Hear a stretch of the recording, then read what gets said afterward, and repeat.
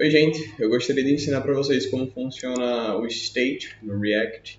E eu estou aqui com um website já prontinho. Eu vou mostrar para vocês através de um botão de incrementação como que a gente trabalha com o state. Primeiramente, tu tens que vir aqui no import do React e desestruturar a useState dele.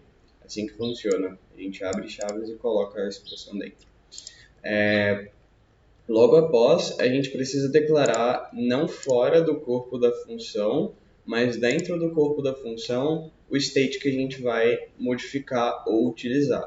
Primeiramente, eu gostaria de falar para vocês que ele é declarado como um array e ele vai ter esse corpo aqui. A gente vai utilizar, por exemplo, o nome da variável, aqui que a gente quer como state, e depois a gente vai utilizar um set esse nome ali, ou seja, set nome da variável. Então, essa função aqui ela vai servir para a gente alterar a primeira variável que foi criada. E aí a gente, depois do igual, coloca aqui o nosso useState com o valor que a gente vai utilizar. O segundo parâmetro vai ser um decimal, 0, por exemplo, ou então uma string, e aí fica de acordo com o que vocês preferirem. Nesse caso aqui, eu vou trabalhar com decimal para mostrar como é que funciona um botão de incrementação. Então, o nome da nossa variável do botão de incrementação pode ser increment, ou isso. E aí, depois disso, a gente vai colocar um set increment. Então, o que a gente vai fazer? A gente vai alterar o nome, a gente vai alterar a nossa variável increment pelo set increment, entendeu? E declarar o nosso estado como 0. Vamos salvar aqui.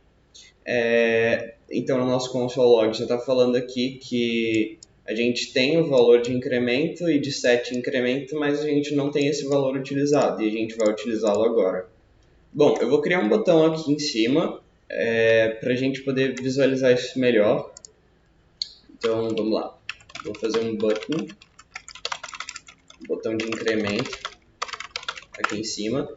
Ele vai ser renderizado aqui. Vou dar uma estilização para ele para descolar do nosso